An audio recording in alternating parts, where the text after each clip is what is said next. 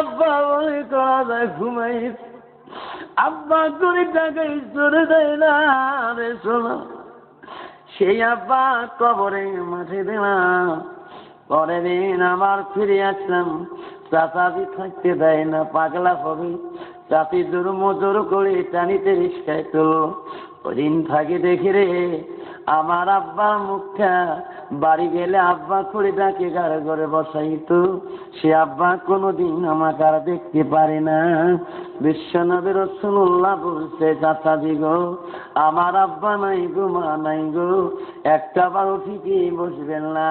আবু জেহেল ডাক শুনি শুনি সহ্য করিতে পারে নাই, এত রাতে কে আমাকে চাচা করে ডাকে রে।